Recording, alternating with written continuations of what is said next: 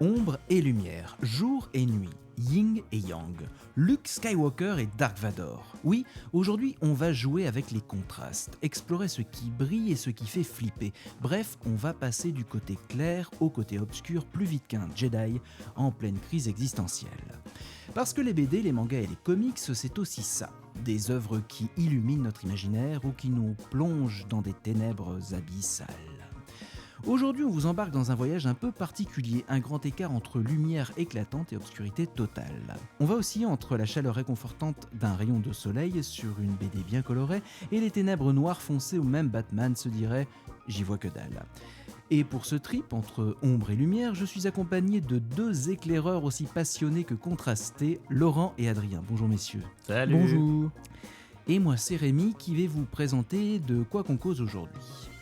Au programme de cette émission, on commencera par Laurent qui va nous parler de Géante de Jean-Christophe Devenet et Nouria Tamarit, une BD aussi lumineuse qu'un matin d'été. Un personnage solaire, une aventure qui respire la liberté, bref, on est sur une pure montée de vitamine D en papier. Quant à moi, je vous présenterai La danse du soleil et de la lune de Daruma Matsura, un récit qui oscille sans cesse entre le clair et l'obscur comme une aurore boréale qui hésite entre deux hémisphères. Et enfin, Adrien, qui lui, a décidé d'éteindre la lumière et de nous enfermer dans From Hell d'Alan Moore et d'Eddie Campbell. Une œuvre si sombre que même la brume a de mauvaises intentions.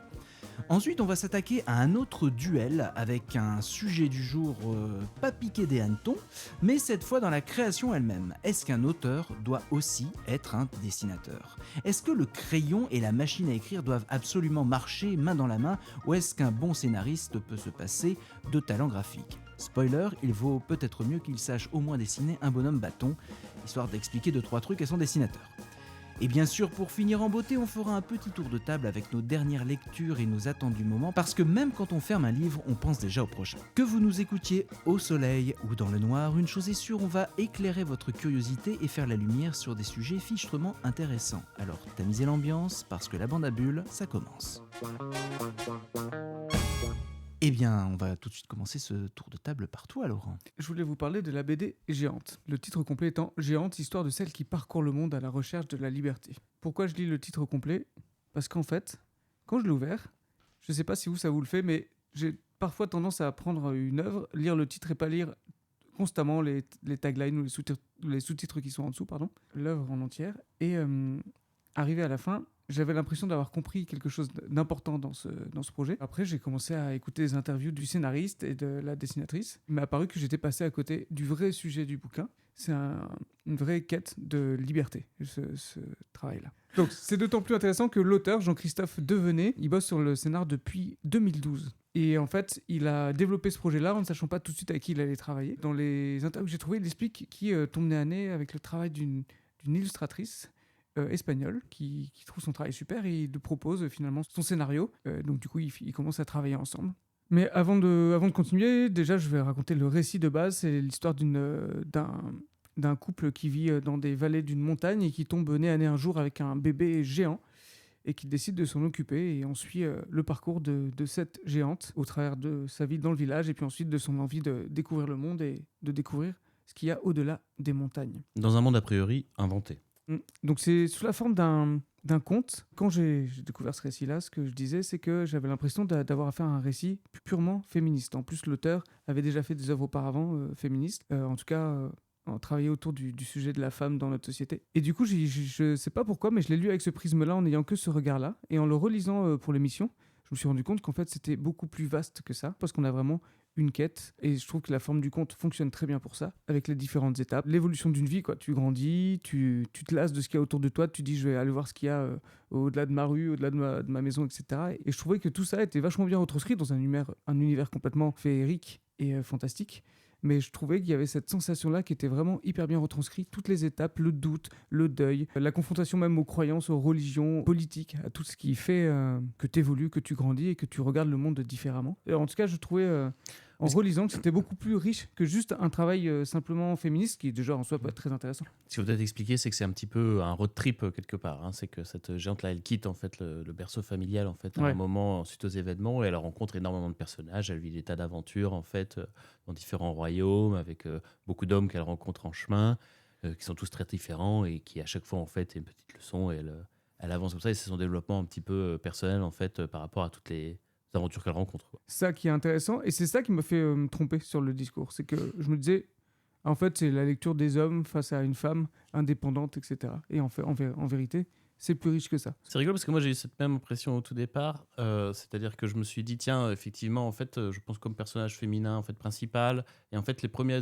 hommes qu'elle rencontre ont un côté un petit peu archétype en fait justement de défauts masculins notamment ou en tout cas d'une société un peu patriarcale, ils sont un petit peu les émanations. Je me suis dit je me suis un petit peu inquiété sur le premier tiers en me disant est-ce qu'on va rencontrer en fait un défilé d'hommes qui chacun va représenter en fait une forme d'enfermement possible, etc. Et en fait c'est pas du tout ça très très vite en fait. Même les personnages masculins sont extrêmement intéressants assez rapidement. Moi j'avais la toute petite peur sur les 15 premières pages de me dire mince est-ce que c'est un petit peu caricatural là-dessus, non pas que ça m'aurait gêné mais simplement comme il y avait un côté un peu plus prévisible en fait qui m'inquiétait un petit peu en me disant bon est-ce que ça va ronronner en fait dans ce sens-là. Et en fait effectivement assez rapidement c'est pas ça du tout, quoi. Ouais, c'est ce que j'aime bien dans ce récit, c'est qu'en fait, ça commence par une histoire d'amour contrarié, t'as raison, où elle se fait avoir par un homme, et donc du coup, c'est ça qui donne cette fausse piste, mais je trouve que c'est vraiment une étape de vie. Et j'aime bien dans les œuvres, dans toutes celles que j'ai présentées jusqu'à aujourd'hui, le fait qu'au travers de choses fantastiques, ça te ramène à des réflexions que tu peux avoir sur des choses quotidiennes et de tout ce que tu as traversé. Moi, j'aime bien les œuvres qui vont te faire réfléchir sur ce que toi, tu as traversé au travers de ce qu'elle te présente. Et enfin, avant de lancer le débat tous ensemble, je voulais juste un dernier point sur le travail graphique, qui est juste incroyable. Parce que là, tout le challenge, c'est quand même, on a un personnage qui fait 4 ou 5 fois la taille des autres personnages, et on a des cases dans lesquelles on doit faire rentrer ce personnage. Et en fait, on n'y réfléchit pas forcément quand on lit le travail, mais quand tu y réfléchis 2 secondes, il y a beaucoup de cases où en fait, ça marche quand tu les vois, mais quand tu réfléchis à la position dans laquelle est la géante, tu dis, mais en fait, là, elle est allongée par terre, là, elle a 4 pattes, elle est dans telle ou telle position. Et c'est assez marrant de voir que ça passe très bien dans le cours du récit. L'illustratrice, elle maîtrise son dessin au point de te faire gober n'importe quelle position, entre guillemets, du personnage par rapport aux autres. Et le gigantisme n'est jamais trahi. Et c'est assez difficile à mettre en scène. Et en plus, avec un dessin qui est assez... c'est pas un dessin dynamique, comme on peut retrouver dans les dessins de Black Sad. C'est un peu une fresque, un peu pastel, justement quelque chose d'assez rayonnant. Et ça connecte vachement bien avec l'univers du conte, de par ce côté très, t'as raison, fresque. Le fait que ce soit une dessinatrice, ça fait basculer le récit dans complètement autre chose. C'est un récit écrit par un homme sur une femme et sur l'émancipation d'une femme quand même. Et en fait, le fait que la dessinatrice représente la femme, elle est sexualisée à aucun moment en fait. Bien que ce soit abordé, la sexualité. Ouais, la sexualité est abordée, elle est nue, on la voit prendre une douche à un moment, mais en fait, en vrai, ce que j'adore dans le dessin, c'est que c'est une femme, c'est pas un objet de désir. C'est vraiment la nuance. Et je trouve que le fait que l'auteur ait trouvé une dessinatrice, ça a fait que son récit, à mon avis, n'est pas tombé dans certains travers qu'il aurait pu avoir avec un illustrateur, en tout cas de mon humble avis. Et pour rebondir justement ce que tu dis sur le fait que ce soit une géante, moi j'ai trouvé ça plutôt malin, ça m'avait pas apparu tout de suite et au fur et à mesure que la BD, parce que faut savoir que c'est un grand volume, hein, il est quand même très très grand, il rend honneur justement à son titre, donc géante. Il faut savoir que moi j'ai vu, parce qu'on peut se demander, elle est géante, pourquoi ? En fait, face justement pas forcément en opposition aux hommes, hein, comme tu disais, mais plus à des institutions, à des croyances, à des usages, en fait, elle est tellement grande qu'elle rentre pas dans les cases. Et donc, du coup, en fait, tout ça glisse sur elle. Par exemple, vous imaginez une géante en prison. Bon, elle a beaucoup plus de force que n'importe quel personnage. Toutes ces institutions-là, ces habitudes, tout ça glisse sur elle. Et elle essaye de s'y conformer, de rentrer dans le moule, que ce soit visuellement ou contextuellement, elle est toujours en décalage. Oui, puis de toute façon, c'est la thématique du livre en général. C'est pourquoi est-ce qu'elle est géante ? Parce qu'elle essaie de trouver sa place en fait tout le long justement de la BD. Et elle finit par le trouver à la fin justement, mais on va pas spoiler exactement où est-ce que c'est. Mais c'est ça qui est vachement intéressant. Ce qui est intéressant sur Géante, je trouve, c'est qu'en fait, ça interroge aussi un petit peu mon regard parce que je pense qu'on part tout de suite en mode est-ce que c'est un récit féministe, etc. Juste peut-être parce qu'en fait, c'est un personnage principal qui est féminin. Et donc tout de suite, on a envie de rentrer ce récit dans une espèce de petite case d'un parcours féministe initiatique. Et puis il faut aussi dire que c'est aussi dans la BD indépendante grand format, il y a aussi une vraie présence Complètement. de Ouais. ce type de récit. Oui, Donc, mais on- encore une fois, quelque part, un récit initiatique féministe, why not? C'est Ouais. pas du tout la question, mais simplement, c'est juste parce que en fait, moi, je croyais connaître Géante avant d'avoir lu Géante quelque pareil, part. En pareil. C'est exactement ce que j'essaie de souligner, ouais, c'est ça. C'est Et le en fait fait, que ouais. tu démarres en te disant ça va être ce sujet-là, et en fait, Ouais. c'est pas ça. fait. Alors que pas du tout. Je trouve que c'est beaucoup plus fin, beaucoup plus profond, beaucoup plus doux aussi que ce que j'imaginais d'une manière générale. Et c'est vraiment une lecture hyper plaisante. Je trouve que il y a vraiment une dimension quête et BD d'aventure aussi, surtout. On est quand même a priori dans un univers, on va pas dire d'heroic fantasy, mais en tout cas de fantastique médiéval. Donc il y a aussi un petit peu tous les codes qui vont avec. Et donc ça fait qu'il y a vraiment quelque chose d'aventureux, d'hyper plaisant. Et pour le coup, j'arriverais même pas forcément à donner même une catégorie d'âge pour des lecteurs ou des lectrices en fait à qui ça s'adresserait. Alors bon, à mon avis, c'est plutôt à l'adolescence que ça peut commencer à parler en particulier, notamment avec la thématique justement de comment trouver sa place, de comment se confronter au monde extérieur, comment réussir à s'adapter aux autres et à rester soi-même. Donc tout ça, c'est des thématiques qui parlent, à mon avis, surtout à l'adolescence. Mais c'est vrai que c'est une BD hyper accueillante, hyper plaisante, très bien écrite, super bien construite. Et visuellement, c'est vraiment Le style, très ouais. beau, quoi. Le C'est vraiment un style est voyage. assez- Voilà, le style est assez minimaliste qui peut étonner, un petit peu rebuter au début parce que forcément, bon, alors la couverture elle est forcément incroyable, hein. Elle donne très envie, mais il y a toujours ce côté on ouvre. Alors moi, c'est ce que je disais lors de la précédente émission, moi je suis assez content d'ouvrir le livre et de voir qu'à l'intérieur c'est le Ouais. même graphisme. C'est bête à dire, hein, mais il y a pas un côté déceptif. J'ai trouvé que ce trait-là, parfois simplifié, permettait beaucoup de choses. Il y a vraiment des passages qui sont extrêmement sombres et qui en fait passent bien dans ce Tout récit-là. à fait. Et en fait, ce que j'ai trouvé fort, c'est que ça couvre beaucoup de sujets.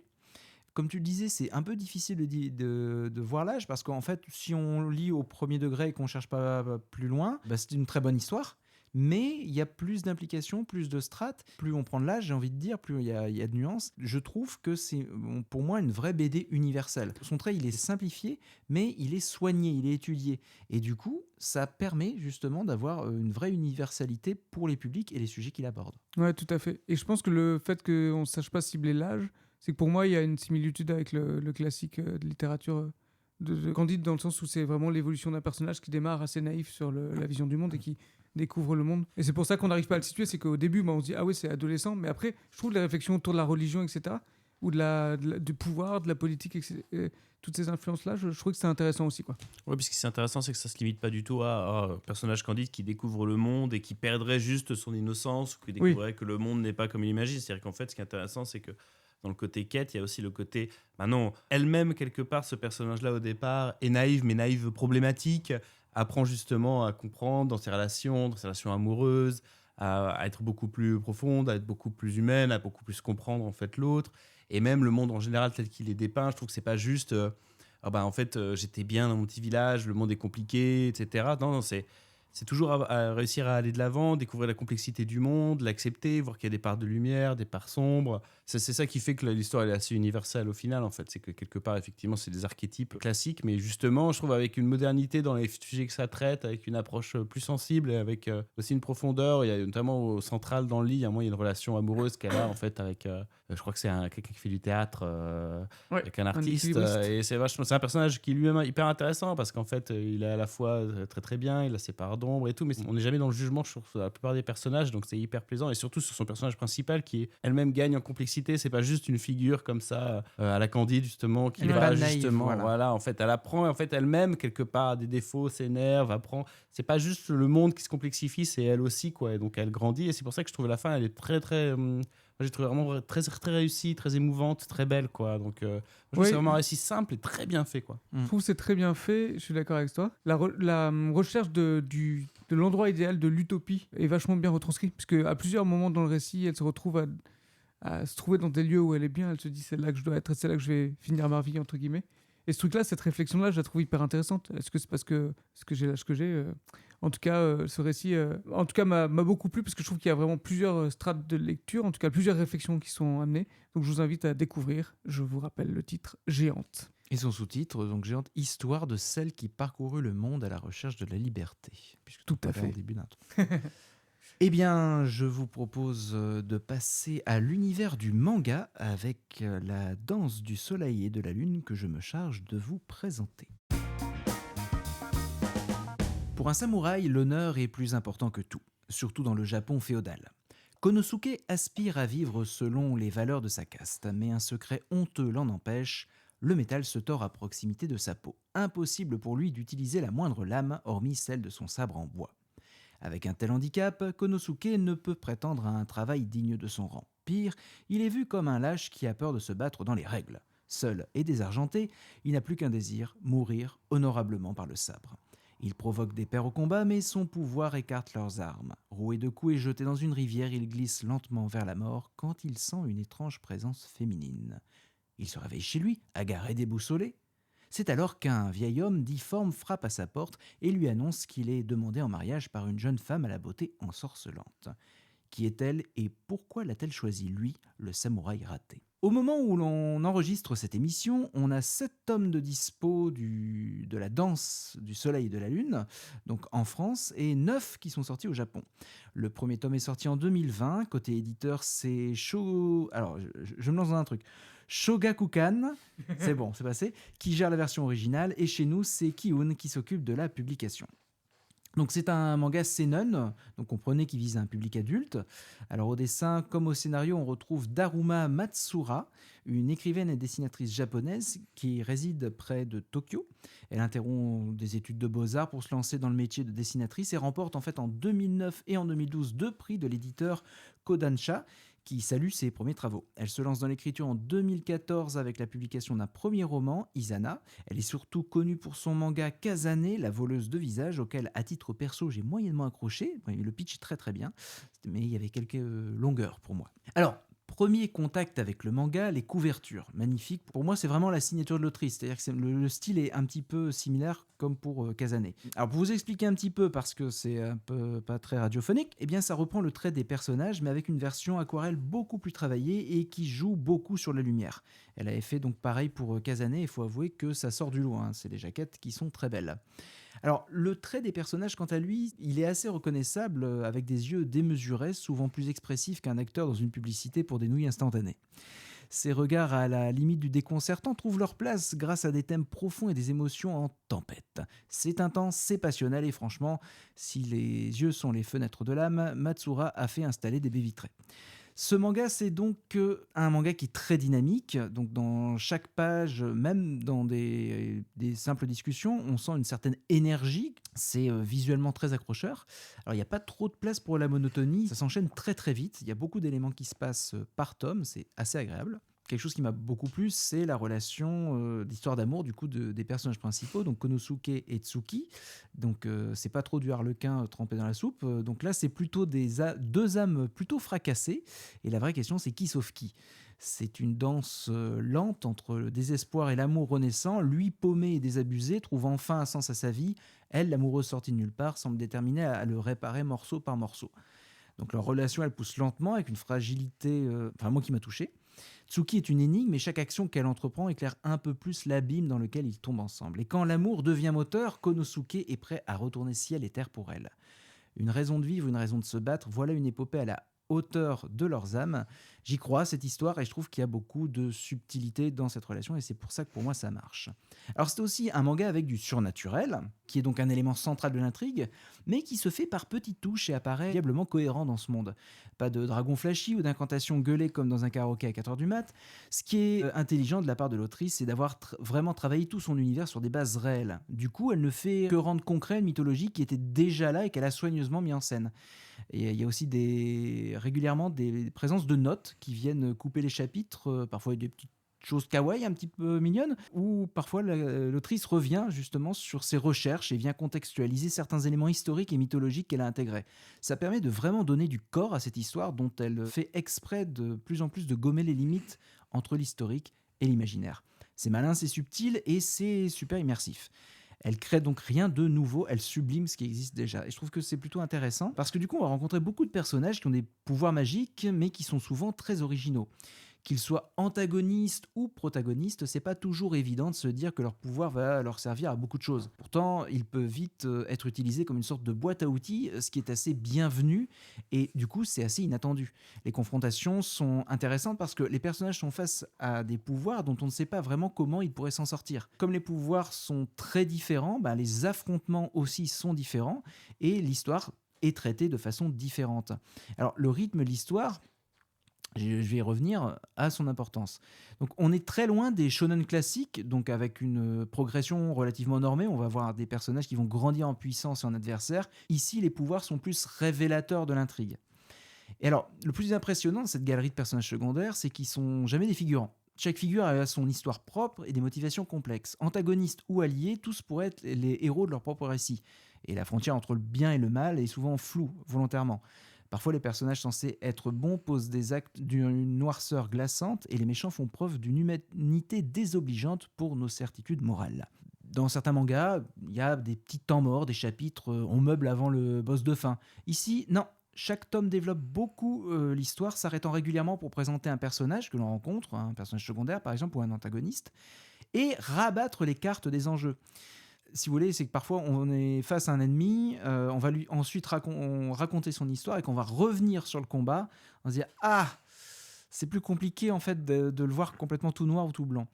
Donc action, dialogue assez ciselé, retournement de situation à faire tourner la tête, rien que la dynamique des pages pourrait réveiller un koala sous Xanax. Donc pendant les 3 premiers tomes, on va beaucoup s'intéresser au couple, le couple principal, et c'est au 4e tome où on s'intéresse davantage à ce qui pour l'instant apparaît être l'antagoniste principal et qui va faire basculer le récit dans des enjeux encore plus importants. À la fin du tome 3, il y a un élément d'intrigue dont je devais vous parler, que moi j'ai pas vu venir, qui vient élargir encore le récit et qui trouve écho dans les tomes suivants où on comprend petit à petit que l'histoire va nous amener certains éléments plus larges que je ne veux pas forcément révéler ici. J'en dis pas plus, l'idée c'est que vous ayez envie de lire bande de bulleux. Le tome 6, alors c'est celui qui m'a le plus marqué et que j'ai chaudement conseillé à mes chers collègues parce qu'on raconte du coup l'histoire d'un personnage secondaire qui se base sur un fait historique du Japon et que j'ai trouvé absolument bouleversant et terrible de justesse. Là aussi, j'ai pas trop envie d'en révéler, mais ce qui m'a marqué au fur et à mesure des 7 tomes qui sont sortis pour l'instant, c'est à quel point cet univers est un énorme bac à sable où l'autrice raconte des histoires très différentes qui sont tout aussi intéressantes sans jamais être répétitives et qui nous amènent face à des situations, à des récits qu'on ne soupçonnait pas. Souvent, le manga prend une direction, personnellement, moi, je n'attendais pas. On y aborde des thématiques extrêmement lourdes comme le suicide, la famine, le poids social des traditions, la xénophobie, mais c'est toujours fait avec extrêmement d'intelligence et de délicatesse et c'est jamais moralisateur.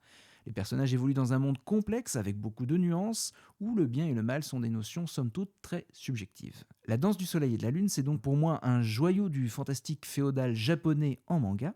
C'est poétique, c'est mystérieux, une vraie épopée où chaque page est un pas vers l'inconnu, chaque personnage est un miroir de nos propres failles.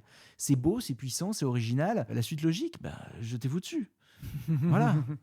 Et alors vous, messieurs, quel a été votre pas de deux avec la danse du soleil et de la lune ? Moi, ça m'a beaucoup plu, mais j'ai été très déstabilisé aussi un peu par cette lecture. C'est-à-dire qu'en fait, à la fois, je crois que c'est parce que ça répondait pas du tout à ce que j'attendais ou à peut-être mes lectures classiques. C'est-à-dire que la bonne définition que je pourrais donner, c'est que c'est à la fois très beau et terrible en même temps très souvent. C'est-à-dire que notamment, je trouve que le point le plus fort vraiment de ces différents volumes-là, c'est les opposants, les antagonistes en fait qu'on rencontre, et notamment ce que tu as évoqué, en fait, le fait que à chaque antagoniste, on va connaître un petit peu la raison pour laquelle la personne est devenue celle qu'elle est, et que ça renverse en fait les enjeux, ou en tout cas ça les complexifie, et ça rend en fait le combat ou la finitude du combat en fait plus difficile à accepter, ou en tout cas elle est beaucoup plus profonde qu'on peut le penser en fait à la base. Parce que, en fait, moi, ce que j'ai ressenti, c'est qu'en fait, il y a certains combats, maintenant qu'on a tous les enjeux d'un côté et de l'autre, c'est très compliqué en fait Voilà, on n'est plus tout à fait pour l'un ou pour l'autre en fait, ça. On a juste envie qu'ils s'arrêtent et qu'ils se fassent un grand câlin. Voilà. C'est surtout ça, mais ils se font pas de câlin. Yeah. Non.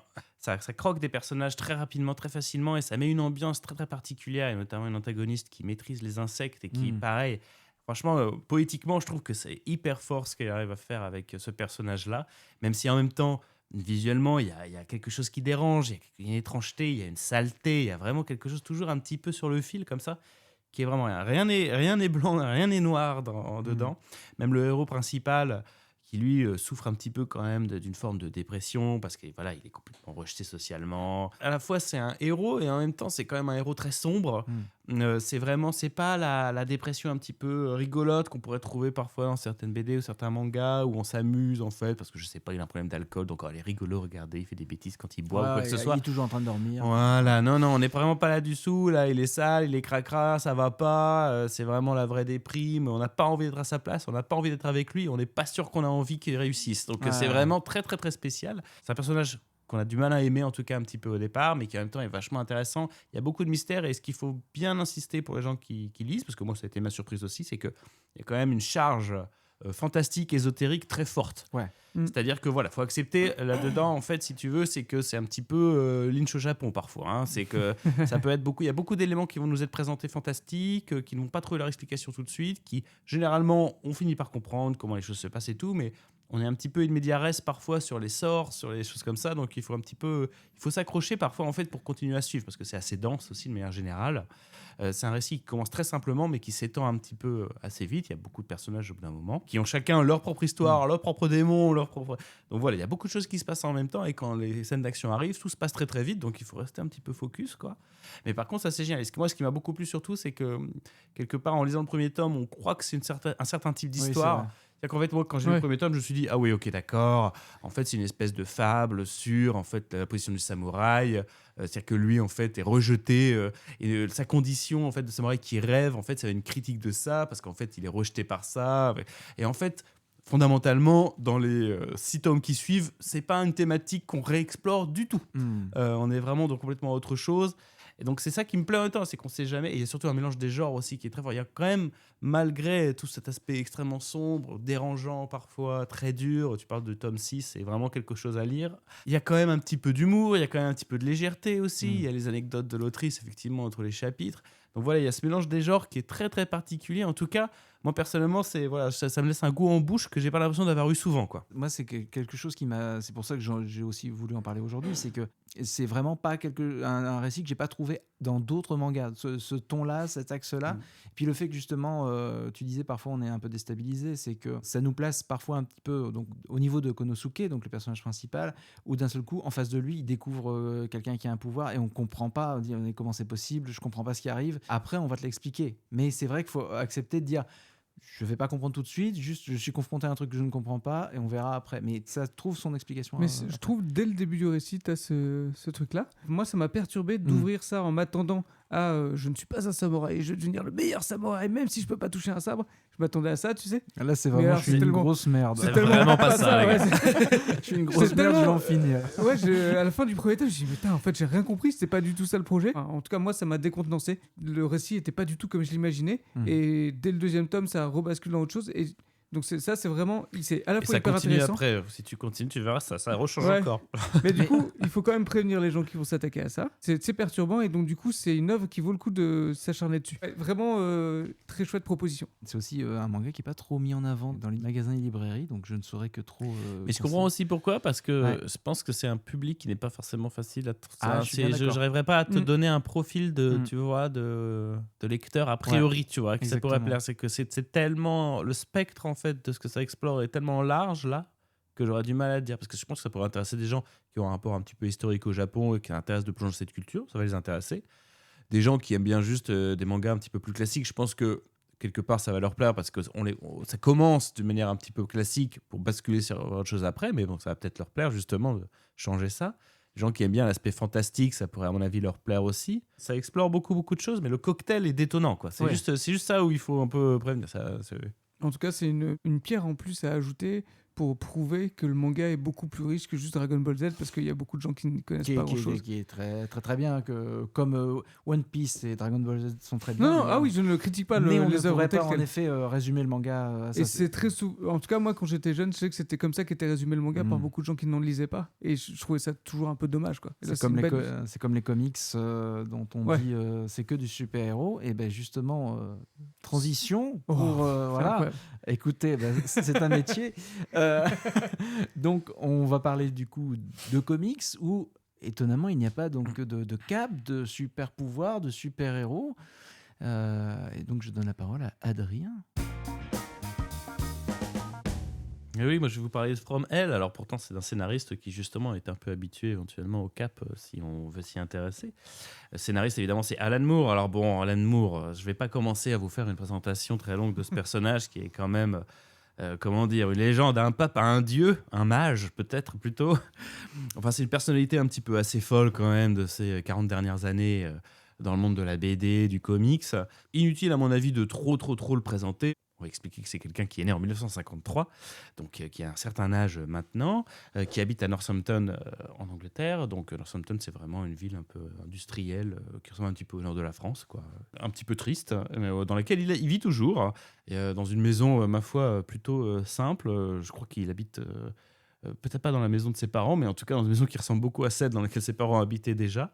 Donc voilà, c'est quelqu'un qui est resté, on va dire, un petit peu dans son jus. Bon, quelques titres rapides pour vraiment les deux du fond qui ne seraient pas trop courants. Donc Alan Moore, c'est V pour Vendetta, c'est Watchmen, c'est La Ligue des Gentlemen Extraordinaires, c'est Filles perdues tout petit peu plus récemment. Et puis, c'est aussi un romancier pur. Le Grand Camp, je crois, son dernier roman. Exactement. Et juste avant ça, son premier roman, c'était un recueil de nouvelles qui s'appelait La Voix du Feu. Un grand souvenir de lecture parce que le premier chapitre, on est dans la psyché d'un homme préhistorique qui découvre le langage. Donc, je crois que sur les 20 premières pages, tu as des A, O, I. Mais c'est quelque chose de très plaisant, notamment parce que cet homme préhistorique, comme à mon avis, les hommes de l'époque, ne fait pas la différence entre ses rêves et la réalité, etc. Donc, c'est une lecture vraiment étonnante. Et, tu l'as lu en VO ou en VF ? En VF.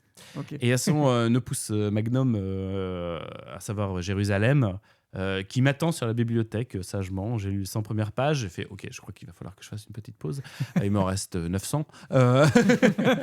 Voilà, c'est très dense, mais bon, c'était très bien ce que j'ai lu en tout cas. Mais voilà, moi c'est d'ailleurs un trait d'Alan Moore. Hein. Je trouve que ses œuvres sont la longueur, très dense et beaucoup de recherche aussi derrière. C'est un peu un asset de l'écriture, hein, de toute façon. C'est quelqu'un qui vraiment vit un peu dans une bibliothèque vivante faite d'archives et de papier et qui, à mon avis, passe énormément de temps à écrire. Il a un petit peu un look de chaman improbable. Là aussi, je reviendrai sur cette notion.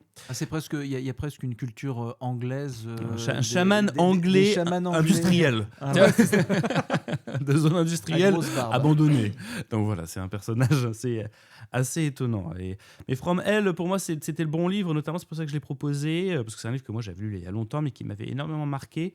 Et notamment parce que je trouve que c'est le livre parfait pour se poser la question, c'est quoi en fait le style Alan Moore ? C'est quoi un petit peu sa force ? Et on va peut-être se permettre de parler de ses faiblesses, on va voir. Mais je vous propose, et quoi de mieux qu'un livre sur Jack l'Éventreur pour mener cette petite enquête tous les trois. On essaie, on y va. C'est beau. From Hell, pour expliquer rapidement ce que c'est, ça parle de Jack l'Éventreur. D'ailleurs, on parlait de sous-titres tout à l'heure. Le sous-titre, c'est pas compliqué, c'est une autopsie de Jack l'Éventreur. On va revenir sur cette catchphrase après, parce qu'elle dit, elle aussi, beaucoup de choses. Sur Jack l'Éventreur, a priori, en fait, les premières pages du livre peuvent se dire qu'on va rentrer dans le cadre d'une enquête policière assez classique sur Jack l'Éventreur. C'est deux policiers à la retraite qui se parlent sur une plage et qui évoquent une affaire qu'ils n'ont pas réussi à résoudre. On dit tout de suite qu'ils n'ont pas réussi à la résoudre et on sent qu'il y a une frustration et on va voir un petit peu ce qui s'est passé à l'époque. Donc ça parle évidemment à l'époque victorienne des meurtres de Whitechapel que tout le monde connaît, en tout cas un petit peu, c'est rentré dans la mythologie populaire. Il y a tellement de films, de livres, de BD, de tout ce que l'on veut sur Jack l'Éventreur, de parodies. On a tous une image de la silhouette de Jack, à quoi elle ressemble, du meurtre de prostituées. Voilà, il y a toute une mythologie qui entoure le personnage, mais c'est pas tellement cette mythologie-là qui intéresse Alan Moore, notamment parce que évidemment le grand mystère sur Jack l'Éventreur, c'est qui ? C'est pas compliqué nous on nous dit qui c'est dans je crois les 50 premières pages ou les 30 premières pages. Voilà. Donc, c'est pas le mystère. Mais je vous rassure, c'est pas Columbo où on montrait qui était le meurtrier et puis on allait passer 40 minutes derrière à comprendre comment est-ce que Columbo allait trouver le meurtrier que nous-mêmes nous connaissions quoi. C'est pas du tout ça le sujet. Il y a zéro suspense dans cette histoire-là. Le sujet n'est pas là du tout. Donc on voit tout de suite qu'on n'est pas du tout dans le cadre de ce qu'on appelle en anglais les whodunit, donc pour savoir qui l'a fait. Ça c'est une expression que j'ai repris mais From Hell c'est pas un whodunit, c'est un why done it. C'est pourquoi est-ce que Jack l'Éventreur a fait ce qu'il avait fait. Et c'est plus que ça même, c'est pourquoi Jack l'Éventreur en général. Comment est-ce qu'une époque peut générer un Jack l'Éventreur ? De quoi Jack l'Éventreur est le nom, on va dire, quelque part. Et pas quel est le nom de Jack l'Éventreur.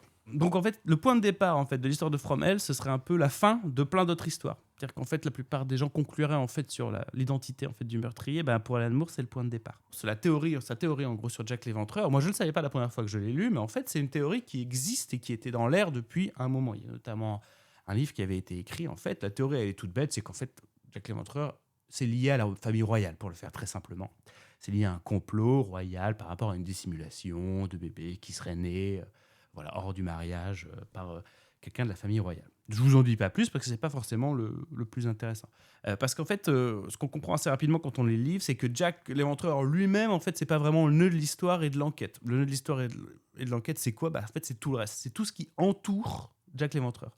Et c'est là qu'on va ramener un concept qui sonne très inquiétant, mais qui en fait est très très simple. Et c'est un concept qui est très cher justement à Alan Moore, c'est sur la psychogéographie. La psychogéographie, c'est en fait quelque chose dans lequel verse Alan Moore depuis notamment quelques années maintenant, peut-être une décennie. Il travaillait en fait déjà avant. Et From Hell, c'est la première fois, je trouve, qu'il plonge vraiment dedans. Et c'est quelque chose qui pousse plus loin encore avec Jérusalem, son livre. Qu'est-ce que c'est très rapidement ? Je l'explique très vite en fait. C'est l'idée en fait que tout est structure. C'est qu'en fait nous-mêmes, nous ne sommes que les produits de la structure qui nous entoure. C'est-à-dire de notre ville, de notre histoire, de notre passé, de toutes les vies qui nous ont précédés, de toute notre famille. Et en fait, on n'est pas libre de notre destin. On est prédéterminé à quelque chose à cause de la structure dans laquelle on vient. Et notamment, en fait, tous les lieux, tous les endroits sont chargés d'histoire. Et en fait, tout nous pousse à quelque chose. Il y a des forces, en fait, tectoniques qu'on ne connaît pas, qu'on ne visualise pas, mais qui sont dans notre environnement et qui nous dirigent, sans forcément qu'on le sache. Ça, c'est notamment expliqué très simplement, par exemple, dans son roman Jérusalem, en fait, qui se déroule dans un seul quartier de sa ville, justement, de Northampton, et qui explore les différentes facettes de cette ville-là et qui explique tous les passés, les parcours à la fois individuels, les petits détails qui rejoignent en fait la grande histoire, comment tout a commencé quelque part et tout termine quelque part, comment tout il y a une forme de logique en fait, non pas céleste, mais en tout cas justement sociale, ethnographique. Une suite de causes et d'effets. Voilà, exactement, mais ce n'est pas quelque chose de scientifique. Il y a une part un petit peu aussi de magique, poétique à l'idée en général, mais c'est l'idée que il faut étudier en fait les endroits dans lesquels on est, dans lesquels on vit, et que les endroits nous parlent, ils ont des choses à nous dire. C'est explicité de manière, à mon avis, magistrale dans un des chapitres justement de From Hell, qui est moi mon chapitre préféré, où en fait on a donc William Gull, en l'occurrence Jack l'Éventreur, comme ça je vous ai dit son nom, et qui est avec son cocher, qui se balade en fait dans Londres, qui fait un espèce de cours magistral à son cocher en fait dans Londres pour lui expliquer toute l'histoire et à quel point en fait, sans le savoir, on vit dans un théâtre et on est les acteurs de ce théâtre-là, mais on ne nous l'a pas dit en fait nécessairement. Mais tout a été installé par d'autres gens avant nous. Et on attend de nous, on nous a mis un costume sur les épaules et on attend de nous qu'on performe quelque chose. Simplement, on ne le sait pas. On joue une pièce de théâtre qu'on ne connaît pas en fait, simplement. Donc c'est ça qui est très, très, très intéressant et qui est exploré vraiment dans From Hell. C'est la première fois qu'il plonge là-dedans. Et en fait, de quoi est-ce qu'on parle ? C'est pas la psychogéographie, c'est pas en fait d'un quartier. Là, c'est d'une époque en fait complète. C'est-à-dire qu'en fait, on parle de l'époque victorienne. Et la question, c'est comment est-ce que cette société-là, elle peut créer un tel monstre, tel que Jack l'Éventreur. Donc, en fait, sur le banc des accusés, c'est absolument pas Jack, c'est la société elle-même, en fait. Et chacun de ses acteurs. Comment est-ce qu'il était inévitable ? Comment est-ce que c'est presque prophétique qu'il soit arrivé là ? Ça fourmille de détails historiques, d'anecdotes, tout est sourcé, recherché dans l'histoire. Et en fait, pendant tout le long de cette enquête, en fait, on apprend énormément de choses au passage sur ce que c'était en fait que l'époque victorienne. Moi, j'ai cette image en tête dont je parle très très souvent quand je parle de l'époque victorienne ou quand je parle en fait du passé en général. C'est le moment où en fait on voit qu'il y avait ces salles complètes où les gens qui ne pouvaient pas dormir, qui se payaient un hôtel, une auberge ou quoi que ce soit pour ne pas dormir dehors. Pour un tout petit peu d'argent, ils pouvaient dormir alignés tous sur des bancs à l'intérieur. On était obligé de tirer une corde devant eux pour leur permettre de dormir debout. La corde les empêchait de tomber. Et ils passaient la nuit comme ça, par exemple, complète. Et ça, c'est quand même une image, c'est quelque chose qui a existé, que moi, j'avais jamais vu. Et alors là, je trouve que de le voir, en fait, comme ça donne une espèce d'information, en fait, énorme sur tout. C'est des clés de puzzle, en fait, qui nous sont données sans qu'on en ait vraiment forcément conscience. Il y a d'ailleurs quelque chose de passionnant dans From Hell, c'est les appendices à la fin, où, en fait, chapitre après chapitre, case après case, presque, on a Alan Moore qui nous explique comment tout est sourcé, qui nous donne des informations historiques supplémentaires sur pourquoi telle chose a été faite comme ça, pourquoi cette histoire est racontée de cette façon, etc. Et ça, c'est vraiment, vraiment très, très intéressant. Donc, en fait, c'est une autopsie non seulement de Jack l'Éventreur, mais d'une époque complète. Et ce qu'on met sur la table, en fait, c'est pas un poumon, c'est rien du tout.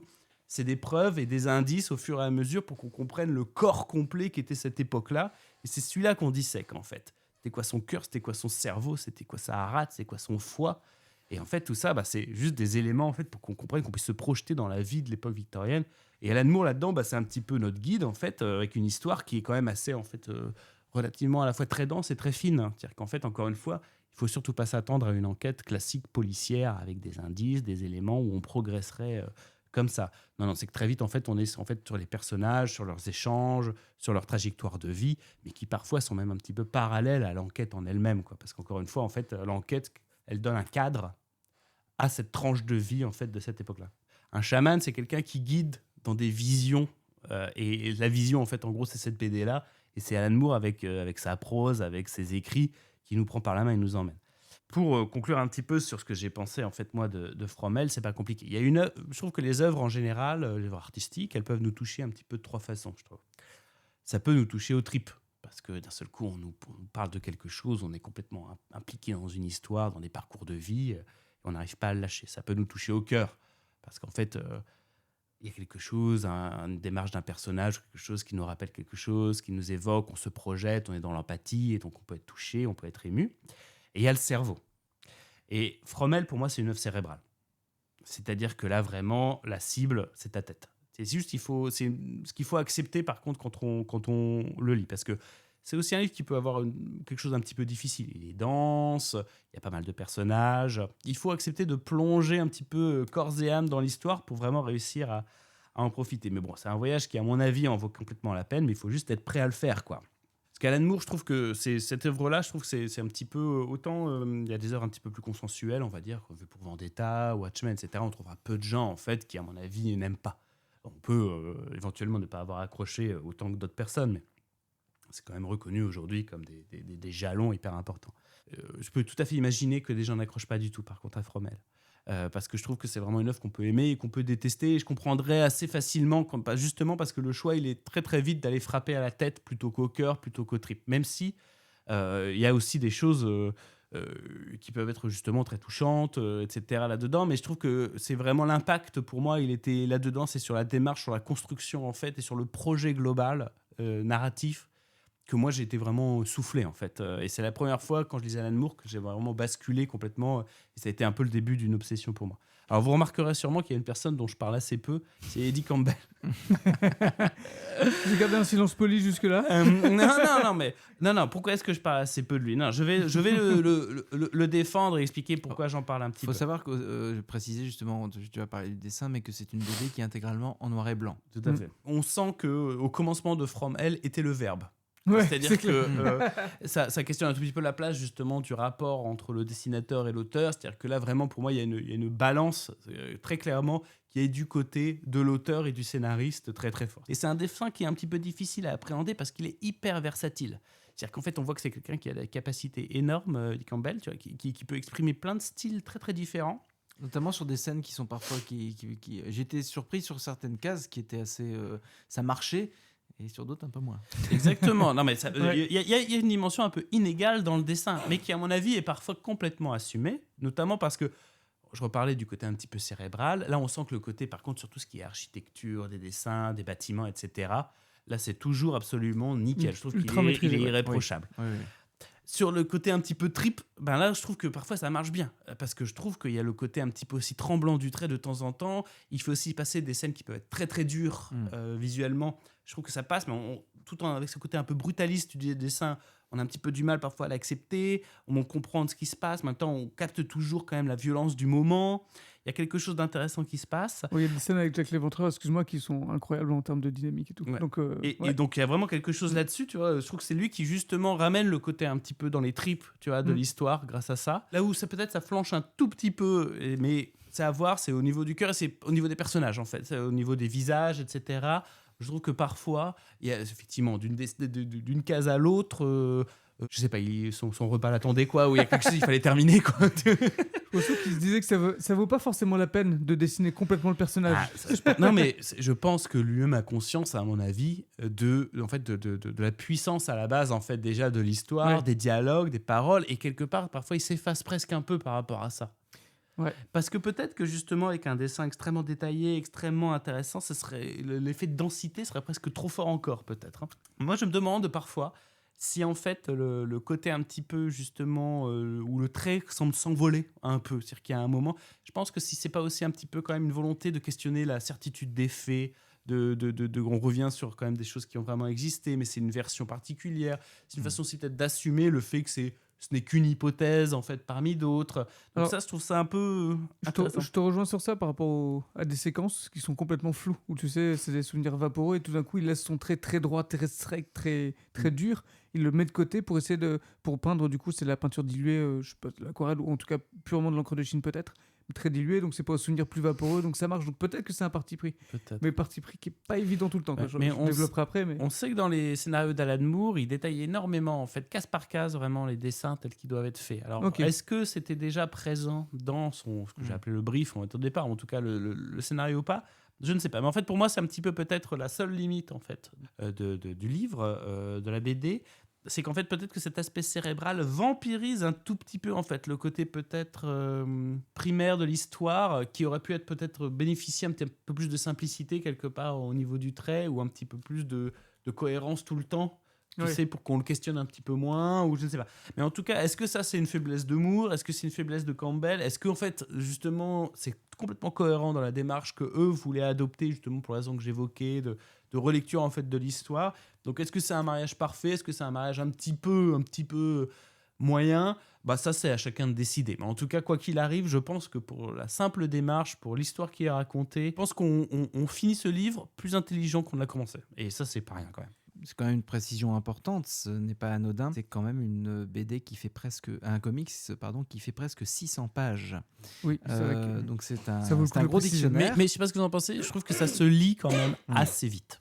Ça se lit assez vite, mais je mettrai un gros bémol, c'est que ça ne se lit pas toujours au même rythme. Tu parlais du très bon chapitre où justement Sur on suit les l'architecture. explications sur l'architecture.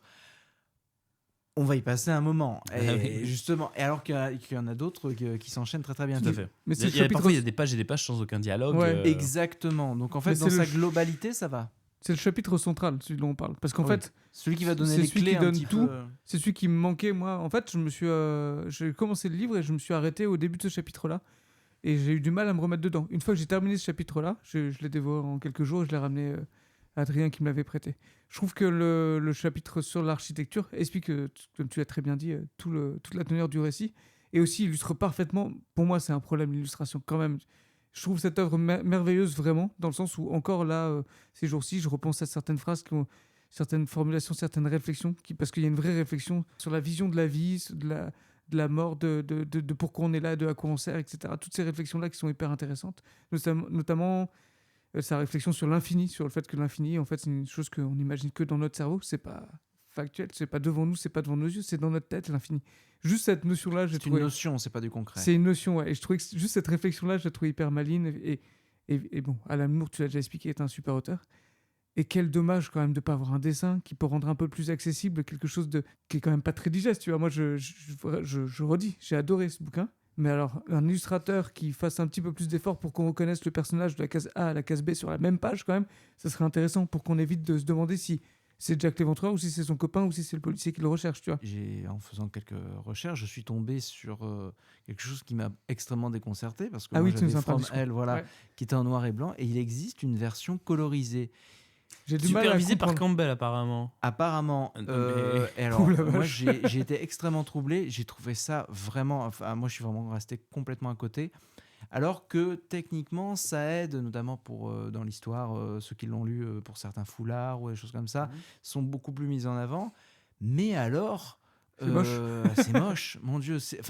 On sent que vraiment c'est rajouté, c'est pas pensé. Et c'est... Mais c'est fou parce qu'il y a certains dessins qui sont très très beaux dedans. Oui, hein. oui, bien sûr. Non, oui. Et- Et moi, je veux te dire, mon point de vue sur le dessinateur, c'est que c'est un dessinateur d'architecture. C'est-à-dire que Et je parlais vraiment- des couleurs hein, quand je disais que c'était Ouais. moche. hein. Ouais. Ouais. Ouais, et je suis curieux de voir cette version. Et juste sur le dessin, un truc à préciser, c'est que il y a des dessins qui sont incroyables, genre des scènes de Jack l'Éventreur. Enfin, il s'appelle pas Jack, mais voilà. Des scènes qui sont vraiment très dynamiques, qui vont réussir à te faire ressentir toute la violence, etc. Et t'as des scènes où tu comprends rien, vraiment. Je trouve il y a des dialogues, je sais pas qui parle avec qui, à travers du dialogue, je commence à comprendre. La reine d'Angleterre, des fois, j'ai l'impression que c'est son ministre. Enfin, tu vois, il y a vraiment un truc un peu dur. Mais par contre, tout ce qui est bâtiment, il maîtrise à 200%.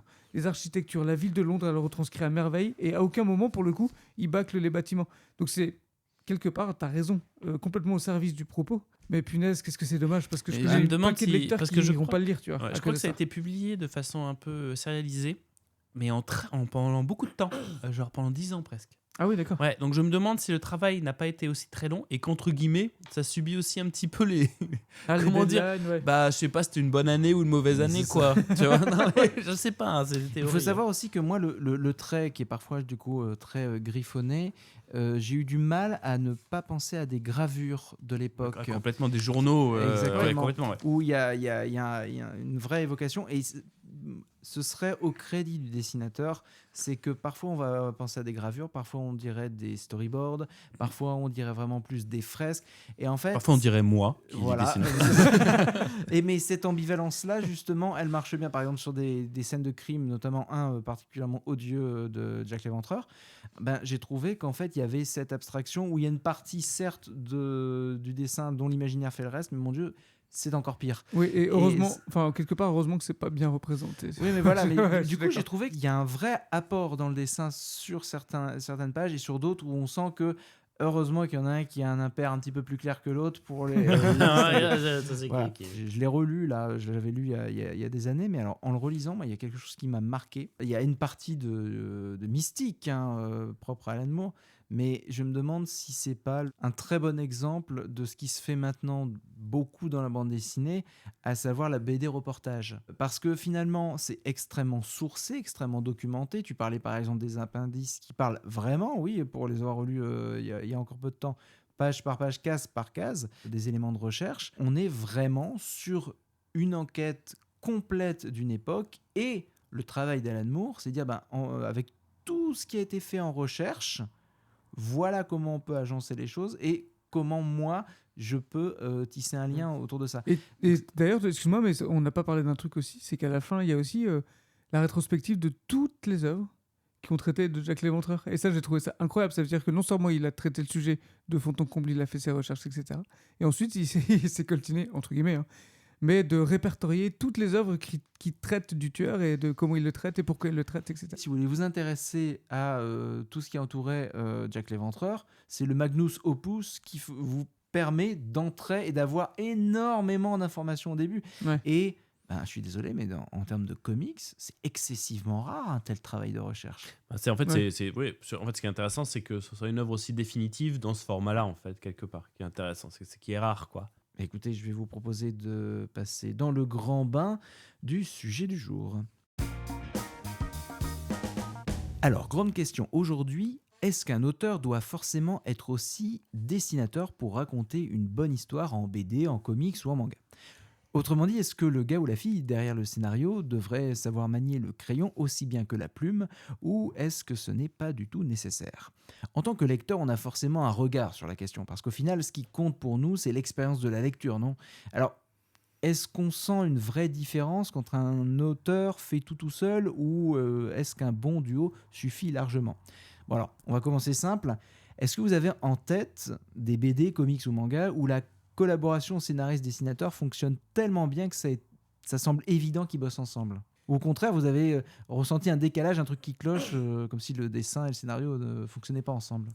J'ai tout de suite un exemple à te donner avec notre dessinatrice de Géante qui s'appelle Nuria Tamari, qui a fait donc Géante avec un scénariste français, comme on expliquait juste avant, et qui juste après a fait Louve boréal, où elle a écrit et dessiné toute seule. Et le récit est, à mon sens, manque d'envergure. C'est-à-dire son dessin est toujours aussi beau, sa narration est toujours aussi fluide au travers de son dessin, mais son récit est moins riche, moins fourni. Et c'est un exemple, un exemple de... c'est intéressant d'avoir des auteurs avec qui certains dessinateurs puissent travailler, parce que je trouve que ça enrichit leur travail, ça leur fait arriver à un step beaucoup plus intéressant et beaucoup plus riche. Oui, mais je peux rester un petit peu sur Alan Moore. Moi, je pense à la Ligue des Gentlemen Extraordinaires, par exemple, où je trouve intéressant parce que où on sent par contre, peut-être plus que sur Formel, par exemple, ou que plein d'autres œuvres, pour le coup, de collaborateurs d'Alan Moore, sur lui, on sent particulièrement, je trouve, une collaboration très rapprochée avec avec son dessinateur. Parce que justement, en fait, surtout dans les derniers tomes de la Ligue, ça nécessite en fait une versatilité, une différence des styles extrêmement, extrêmement importante. Et en fait, il faut avoir le bon dessinateur pour ça. Et ce qui est intéressant, c'est qu'il a commencé avec Kevin O'Neill et il est resté avec Kevin O'Neill. Mais je pense que connaissant sa versatilité dans le style, ça l'a incité en fait à aller le chercher un peu, aller le faire explorer en fait son Qui style a de la encore plus. versatilité dans le style? C'est le dessinateur ou Le c'est... dessinateur, Ouais, ok, le c'est pour être dessinateur, sûr. Ok. exactement. C'est-à-dire qu'en fait, Kevin O'Neill, c'est vachement intéressant parce qu'en fait, il a un style très particulier sur la Ligue des Gentlemen Extraordinaires, qu'on aime ou qu'on n'aime pas. Mais par contre, sa versatilité est incroyable. C'est-à-dire que dans les derniers tomes, on peut lui demander de faire une BD dans le style des années 50, il va la faire impeccable. On peut lui demander de faire de la peinture, il va la faire, c'est impeccable. Il fait plein de styles très très différents. Et ce que je veux dire par là, c'est que je pense que c'est en découvrant à quel point son dessinateur en fait pouvait aller explorer des styles de plus en plus différents que ça l'a incité lui à faire des histoires qui vont aller en plus explorer. Ça fait que les deux là vraiment travaillent un petit peu plus main dans la main, tu vois, pour parler d'une collaboration où j'ai noté, où là j'ai l'impression par exemple par rapport à Fromel, où l'équilibre en fait entre les deux est vachement intéressant parce que chacun arrive ils se répondent un petit peu, ça devient un dialogue un petit peu entre les deux, quoi, je trouve. Donc ça c'était intéressant, au-delà du fait qu'en plus ils se mettent en scène dans les BD, etc., toujours côte à côte à deux, et qu'ils se vivent vraiment comme tu vois qu'ils le vivent comme des co-auteurs à fond, quoi. Déjà, il y a l'exemple d'aujourd'hui avec la danse du soleil, d'Aruma Matsura, j'écorche peut-être un petit peu son nom, qui du coup arrive justement à... On sent qu'il y a vraiment quelque chose de très personnel. Ça se voyait dans son manga précédent avec Kazane, la voleuse de visage, qui justement, tout le visage, les traits étaient très importants. Là aussi, j'ai vraiment l'impression que d'avoir un tel dynamisme, on sent que ça a été... tu sens que certains passages sont beaucoup plus importants pour elle, donc elle va les amener d'une autre façon. Après, il y a aussi pour moi des combos d'auteurs et de dessinateurs. Si je revois passer un comics, par exemple, moi j'aime beaucoup le run qu'a fait Brian Michael Bendis et avec le dessinateur Alex Maliv pour Daredevil. Les visuels sont tellement incroyables, l'histoire très polar moderne collait tellement bien à ce style très pluvieux, très ancré, très réaliste, que en fait ça a quasiment défini une sorte de canon moderne du personnage qui ira jusqu'à la série Netflix il y a une sorte d'alchimie. D'un seul coup, Daredevil, c'est un personnage qui a beaucoup connu ça, des phases de silence, et d'un seul coup, il y a une équipe qui fonctionne. Il y a Frank Miller aussi qui avait fait, qui avait intervenu. Ah, il a fait un Daredevil, je savais pas. Oui, on lui doit même plusieurs arcs narratifs très importants. En termes d'impact aussi sur le dessinateur, c'est aussi Todd McFarlane qui, lorsqu'il arrive dans Spider-Man, dessine Spider-Man d'une autre façon, et un antagoniste qui parfois est considéré comme le plus grand antagoniste de Spider-Man, Venom. Donc là, on apporte vraiment des choses incroyables. Mais par exemple, pour le run, tu parlais de Frank Miller. Alors, Frank Miller a dessiné par exemple Daredevil Renaissance ou d'autres sagas, et c'est avec David Mazzucchelli. Ok. Alors moi, si vraiment il y en a un vraiment qui doit... Pour moi, c'est toujours un petit drame, c'est Mike Mignola, le créateur de Hellboy et de BPRD et tout le Mignolaverse. Et ben en fait, pour moi, c'est toujours terrible parce que quand il dessine, c'est excellent, on retrouve l'univers, et puis malheureusement il sous-traite beaucoup l'univers. J'accroche beaucoup moins. On perd ce minimalisme, cette poésie noire, et bon là en l'occurrence c'est vraiment le cœur, c'est vraiment essentiel. Donc il y a vraiment des équipes qui vont fonctionner, et à l'inverse qui vont me sortir. Par exemple les Hellboy, qui ai toute la collection, c'est terrible. Il y a certains tomes vraiment c'est des chefs-d'œuvre. Il y a des autres, les dessins, j'ai vraiment du mal en fait, parce que ça change trop. Est-ce que tu trouves l'histoire intéressante quand même, parce que Mignola reste le scénariste dans les cas de ces œuvres-là? Alors dans 95% oui. Mais du coup ce qui m'embête, c'est que parfois je ne vois du coup que l'histoire. Et on sent que la façon dont Mignola raconte ses histoires colle à son style graphique. Et si tu es sur quelque chose de beaucoup plus réaliste, de beaucoup plus dans le détail, parfois ça fait un peu chiche, c'est un peu simple, il se passe pas grand chose. Alors que quand justement il y a une épuration, c'est beaucoup mieux. Et qu'est-ce qui fait la différence pour vous entre, en gros, est-ce que vous arrivez à identifier quand le dessinateur en gros est un faiseur? C'est-à-dire qu'en fait, est au service intégralement, par exemple, du scénariste, mais se met à son service. C'est-à-dire que tu sais où le scénariste vampirise en fait complètement le projet. J'en ai un exemple tout bête là. J'avais lu le run Marvel de Neil Gaiman là il y a quelques années. Et où on sent en fait que voilà, on lui a mis un dessinateur entre les pattes entre guillemets et qui est là en fait juste pour réaliser la vision que lui a complètement. Mais donc quel est l'apport lui artistique derrière au-delà du fait qu'il dessine bien, tu vois. Et à quel moment est-ce que ça devient une collaboration artistique d'égal à égal entre les deux, une vraie collab, et où est-ce que ça reste où l'un des deux est en pure position de faiseur quoi. À titre personnel, moi je sens vraiment ce ventre mou là, c'est quand tu as vraiment des phases de dialogue un peu explicatives. Et souvent, quand ça va être un auteur, j'ai remarqué, c'est un ressenti perso, hein, si l'auteur est aussi le dessinateur, il va faire une page avec beaucoup de texte, mais il va pas s'embêter à faire des cases, à rester dans quelque chose de très cadré. Alors que souvent, quand c'est une commande, la personne dit oh, allez, je m'emmerde un peu, je vais dessiner un petit truc, etc. Et ça complète, et c'est très embêtant, ce genre de choses. J'ai des exemples, moi, qui me viennent en BD franco-belge, parce qu'en fait, on parle beaucoup de comics, là. Oui. Et je pense tout simplement à Astérix. Goscinny et Uderzo, c'était le duo parfait. Et quand Goscinny est mort, que Uderzo a continué tout seul, il y avait un manque. Sauf que par contre, le dessin d'Uderzo est incroyable. Vraiment, c'est un dessinateur incroyable. Mais encore aujourd'hui, je ne sais pas s'il y a des gens qui sont capables de reproduire son dessin. Il y a des gens qui ont pris la suite. Le dessin est pas le même. J'allais dire en dessous, mais en vrai, il y a des gens qui dessinent super bien, pas encore aujourd'hui, mais c'est juste que c'est un trait tellement spécifique qui est accompagné. Je trouve que le dessin est en adéquation avec l'humour de Goscinny. Le fait qu'il n'y ait plus l'humour de Goscinny, Uderzo, il continue, il a encore un peu quelque chose. Et puis là, ils ont changé de dessinateur, ils ont mis d'autres auteurs et d'autres dessinateurs. On se retrouve avec Fab Caro qui fait le scénario du dernier. C'est chouette, c'est sympa. Mais en fait, c'est pas un truc de puriste, c'est vraiment, je trouve que c'est plus tout à fait la même chose. Donc du coup, t'as plus tout à fait ce que t'avais aimé. Et ça m'avait fait le coup aussi avec Lucky Luke. J'ai découvert les Lucky Luke quand j'étais petit, dessinés par Maurice. Et donc du coup, j'avais lu les 3, 4, 5, et je crois que les 2 premiers tomes sont dessinés par un autre dessinateur. Et quand tout d'un coup, j'ouvre les 2 premiers tomes, j'aime pas. C'est-à-dire que c'est le même scénariste, mais c'est pas le même dessinateur. Et il y a une adéquation qui marche pas complètement, en tout cas pour moi.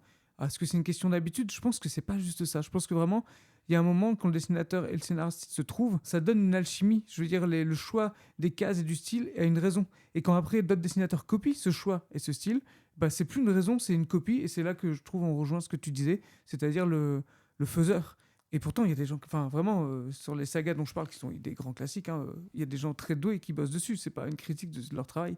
C'est juste qu'en fait, ils doivent refaire quelque chose qui a fonctionné à un moment et ils perdent un peu la scientifique moelle. Pour moi, c'est un peu comme faire des 2, 3, 4 sur des films qui n'en demandaient pas, quoi. En fait, moi, ce que je me demande, c'est que est-ce que le fait d'avoir un binôme, parfois, est-ce que ça permet de développer une richesse, dans certains cas, qu'un auteur n'aurait pas ? Bah, c'est compliqué parce que moi, je trouve qu'il y a des partenariats, effectivement, où en fait, quand ça fonctionne particulièrement, c'est souvent quand l'un va un tout petit peu sur le terrain de l'autre, quelque part. Quand la collaboration commence vraiment à être fusionnelle. Je pense notamment, par exemple, à Blueberry avec Charlier et Giraud, ou sur les premiers albums, c'est vraiment un scénario de Charlier, mis en dessin par Giraud. Et en fait, plus les albums passent, plus en fait Giraud a des idées de scénario, apporte des idées, se libère aussi au niveau de sa mise en scène. Je pense que Charlier, voyant un petit peu le calibre de Giraud lui-même, s'adapte un petit peu à son dessinateur. Et donc, ce qui est intéressant, je crois que c'est quand tu as une collaboration entre 2 personnes sur la longueur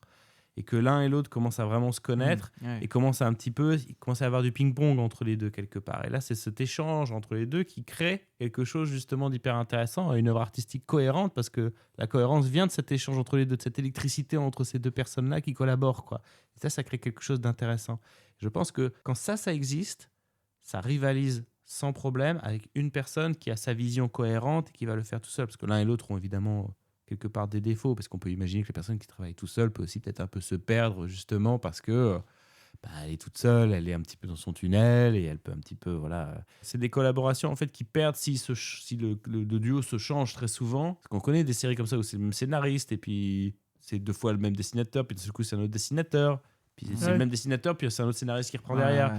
Et là en fait il n'y a plus de collaboration sur la durée, donc je vois pas comment ce type de collaboration pourrait rivaliser avec une personne toute seule qui travaille sur son œuvre de A jusqu'à Z, puisqu'en fait là d'un coup il y a une symbiose totale entre l'histoire, ce qu'il veut te raconter, le dessin, ce qui est donc la forme principale quand même de ce médium. Et donc là, les deux sont vraiment complètement liés. Donc ça nécessite une collaboration hyper proche pour réussir à recréer ce lien très fort. C'est comme un couple, quoi. Il faut réussir à se comprendre, mais en même temps, même si c'est des collaborations qui ont, à mon avis, de la tension permanente, mais c'est cette tension-là qui peut créer quelque chose d'intéressant. Mais il faut tout de suite aller sur le terrain comme ça, de la collaboration personnelle très rapprochée pour toucher du doigt, je pense, le fait de réussir à faire une œuvre artistique aussi cohérente que si quelqu'un faisait les deux en même temps, quoi. C'est plus exigeant presque d'être en duo, peut-être, en fait. Hein. Cette alchimie entre le dessinateur et le scénariste, je la retrouve avec l'Enfance de Troy, donc entre Arleston et Tarquin. Et il y a une interview qui est sympa, pour le coup, de Combini qui est faite des deux, qui reviennent un peu sur le parcours et le développement de leur travail. Et du coup, tu sens qu'ils ont rigolé ensemble et qu'ils ont écrit le projet ensemble. Et c'est, enfin, du coup, ça fait ressortir cette complicité, et tu as raison, qui est proche de celle d'un couple, en vérité. Là, on a parlé beaucoup de duo, mais pour les auteurs complets, on a plein d'auteurs qui font tout seuls. En manga, c'est la norme avec Tezuka, Urasawa, Toriyama. Côté BD, on a Bilal, Trondheim. Et en comics, donc on parlait de Frank Miller ou Mike Mignola. Est-ce que vous trouvez que ces œuvres donc solo, elles ont un truc en plus, un style plus cohérent, une vision plus personnelle ? Moi, je ne sais pas si elles ont quelque chose en plus, mais en tout cas, il y a quelque chose de différent. C'est que quand je sais que c'est la même personne qui écrit, qui dessine, qui fait tout, j'ai quand même l'impression d'avoir une discussion intime avec une personne quand je lis le livre. Et ça a une petite valeur, j'avoue, qui sort de la qualité intrinsèque de l'œuvre. C'est-à-dire que je ne suis pas vraiment dans une question de dire « Ah, c'est forcément mieux », mais il y a une intimité qui se crée immédiatement que je trouve quand même différente et qui, moi, me plaît. Dans la dernière émission, quand même, tu parlais de La Nuit de Druillet. Là, c'est vraiment sorti de la psyché de Oui, personne. complètement. Et même quand, parfois, pour revenir même sur la première émission sur Taniguchi, quand je sais que c'est des œuvres que lui-même, parfois il auto-adapte d'autres œuvres, mais pour moi, ça reste l'œuvre d'une seule personne à ce moment-là. Parce que c'est lui-même qui adapte un roman, par exemple, ou quoi que ce soit. Bah, je garde, même si peut-être que je préfère des œuvres où il y a un vrai scénariste, peut-être, enfin un vrai scénariste, non pas question pas un vrai scénariste, mais avec un autre scénariste en gros, même si les œuvres, quand je les expérimente, je les apprécie de la même façon, bah, j'ai l'impression quand même, quand c'est qu'une seule personne, de retrouver un bon pote quand j'ouvre le truc et d'être dans une discussion intime avec lui, quoi. Ça, il y a un petit truc quand même différent. Le dessin est propre à chacun, c'est-à-dire que même si tu as les mêmes cours avec les mêmes professeurs, pour avoir été dans une école de dessin et avoir vu les mêmes personnes pendant un an dessiner, je pourrais reconnaître les dessins de chaque personne de ma promo. C'est hyper personnel et en plus, c'est assez amusant de voir comment, parfois, au travers du dessin de certaines personnes, quand tu les vois en vrai, tu dis « Ah ouais, c'est pour ça qu'il fait des nez de cette forme-là, ses sourcils de cette forme-là. En fait, il a ces sourcils-là, donc pour lui, c'est ce qu'il voit tous les matins dans son miroir. Donc c'est ça qui retranscrit sur la feuille. En dessinant, c'est parce que pour lui, de base, un visage normal, celui qu'il connaît le plus, c'est le sien. Et donc, du coup, dans ce dessin, on voit quelque chose de très personnel. Et donc, oui, une œuvre dessinée et écrite par une même personne est, à mon sens, beaucoup plus personnelle et donc, du coup, peut-être beaucoup plus touchante. J'aime bien le travail de Larsenet. Quand il adapte le rapport Broadway, c'est bien. Mais quand il fait Blast, je trouve que c'est beaucoup plus personnel. C'est pas du tout autobiographique, mais pourtant, on sent quelque chose de beaucoup plus personnel. On sent que ça allait pas bien au moment où il a développé le projet, en tout cas. et c'est quelque chose qui va beaucoup plus nous parler. Et son dessin, c'est lui. Enfin, je trouve que le dessin, c'est une part de l'âme, un peu, pour faire un peu de la poésie. C'est que tout se mélange aussi. C'est-à-dire que d'un seul coup, on pense quelque part, je trouve que quand c'est la même personne, je pense même plus en termes de scénario et de dessin, en fait. Je ne sépare plus les deux à ce moment-là. Ouais. C'est un seul et même bloc. Et donc, c'est quelque chose d'hyper intéressant parce que ça pousse le médium. Encore une fois, je pense que ça peut être atteint dans les cas de duo, de collaboration, mais ça demande une exigence, un truc. C'est ou que une sorte de coup de foudre créatif. Ou un coup de foudre, exactement, comme un réalisateur et un compositeur de musique, par exemple, quoi, où d'un seul coup, ça clique, quoi. Mais il faut que ça clique. Parce que les auteurs qui font tout eux-mêmes, en fait, il y en a de deux types. Il y a les dessinateurs qui écrivent et il y a les auteurs qui dessinent. Est-ce que, du coup, au contraire, est-ce que parfois un auteur complet ne finit pas par être peut-être moins bon dans l'un des deux domaines ? Si vous deviez choisir entre un scénariste génial avec un dessinateur moyen ou un dessinateur incroyable avec un scénario bancal, vous prenez quoi, vous ? Ouais, je crois que j'ai le prisme scénariste. Après, le problème, et c'est pas un problème justement, c'est que quand c'est qu'une seule personne, quelque part, je prends les défauts avec plus. Je comprends tout à fait ce que tu veux dire. C'est-à-dire que ça fait partie, ces défauts-là font partie de lui, font partie de son œuvre, je prends tout. Bah, tu vois, on parlait de Mignola tout à l'heure, mais Mignola, ces personnages, ils sont un peu loin. Il y a même plus d'yeux ou de bouche. Hein. C'est vraiment. Sauf que ça fonctionne dans ce niveau d'épuration. Si justement on lui met un autre dessinateur, parfois justement cette envolée poétique, ça rejoint un petit peu ce qu'il y avait un peu sur From Hell, certaines cases qui sont moins dessinées par moment. Il y a une partie poétique. Mais quand on bascule sur un dessin très réaliste, il y a une nouvelle lecture. On parlait tout à l'heure de dessinateurs qui volent parfois la vedette. Moi, j'en ai un en tête, c'est Alex Ross, qui c'est un très bon exemple. qui justement, c'est très difficile. Moi, j'avais relu Kingdom Come, qui est sympathique au demeurant, mais le dessin, il emporte tellement tout qu'en fait, il vient écraser le scénario. Complètement, c'est un bon contre-exemple à From Hell, justement. Là où c'est le dessinateur qui a une telle force de frappe. C'est un peu trop lâché. En fait, c'est pas que c'est lâché, c'est juste, c'est tellement... il prend toute la place. Et tu sens, en fait, il n'y a pas la place pour une bonne histoire, presque, en fait. C'est-à-dire que là, il y a juste... le scénariste, il peut faire tout ce qu'il veut, mais en fait, il lui reste 10% de place. Donc tu peux faire tout ce que tu veux, en fait. Mais là, il y a un tel déploiement, en fait. Mais alors, en expérience de lecture, par contre, moi, j'ai toujours eu plus de plaisir quand c'est le côté du cerveau scénario qui était très fort, plus que le dessin. C'est-à-dire que parfois, je peux admirer... Moi, j'adore ce dessinateur-là, mais... Je crois que je le remplacerais par quand même un bon scénariste si j'avais le choix. Et toi, Laurent ? Je commence à devenir un peu plus comme Adrien, mais j'ai quand même l'amour du dessin depuis toujours qui me fait aller vers une BD. Parfois, je suis juste content de la feuilleter parce que c'est beau et le récit peut parfois être un peu en dessous. Si le dessin est au niveau, ça me comble complètement. Il y a aussi un cas un petit peu spécifique, c'est le cas du manga. Parce qu'il y a un autre truc à prendre en ligne de compte. Même les auteurs qui font tout eux-mêmes ont des assistants. Ouais. C'est un peu comme si un scénariste en BD déléguait une partie du dessin. Est-ce que ça change la perception qu'on a de l'auteur complet, justement, d'avoir ces mangaka qui ont parfois un assistant, 2, 3, 4, 5 assistants ? Est-ce qu'on parle encore d'auteur complet dans ces cas-là ? Moi, je pense que oui, ça abîme un peu. Moi, personnellement, je pense. Alors, quelque part, si je ne le sais pas, est-ce que je le sentirais ? Je ne sais pas. Mais le fait de le savoir abîme un petit peu, je trouve. Il y a quelque chose d'un pacte de confiance, je trouve, avec la personne. Et moi, j'aime bien savoir que la personne a tout fait, quoi. Moi, j'aime bien savoir, à titre personnel, qu'il y a une valeur au temps. C'est une mise au monde. Oui, je suis d'accord. Et le fait de prendre le temps, on dit parfois de certaines œuvres qui prennent du temps, mais je dis c'est pas. En fait, même moi, alors je pensais, là c'est un mauvais exemple parce que je pense à un film d'animation qui est en rotoscopie, qui a pris The Spine of Night, une sorte de dark fantasy complètement sous exta. Moi, j'ai vraiment beaucoup de sympathie pour le projet parce que je sens que c'est extrêmement personnel, que ça a pris du temps. Et en fait, il y a une sorte... Oui, parfois, c'est un petit peu bancal et tout, mais tu sens que dans le film, ils ont mis leur cœur. Et ben là, ou dans un comics, ça peut être pareil. C'est que parfois, c'est quelque chose qui a pris tellement de temps. Mais c'est vrai que quand t'as justement... Enfin, en tout cas, pour moi, les assistants, je comprends la logique du décor, etc.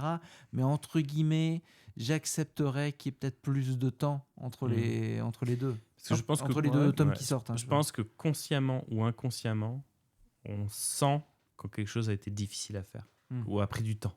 Et je pense que inconsciemment, quand on industrialise un petit peu trop le process, je pense que les spectateurs le sentent, les lecteurs finissent par le sentir d'une façon ou d'une autre, à mon avis. Je pense que c'est pour ça, par exemple, que tu vois, s'il y a toutes les discussions sur l'intelligence artificielle, etc., moi, je suis persuadé qu'entre guillemets, c'est un danger et c'est pas un danger en même temps. C'est-à-dire qu'en fait, l'énorme facilité à créer les images, en fait, enlève la valeur à ces images. Je pense que même sur les films d'animation, etc., c'est le fait de savoir le travail que ça représente qui aussi c'est créer une partie du spectacle.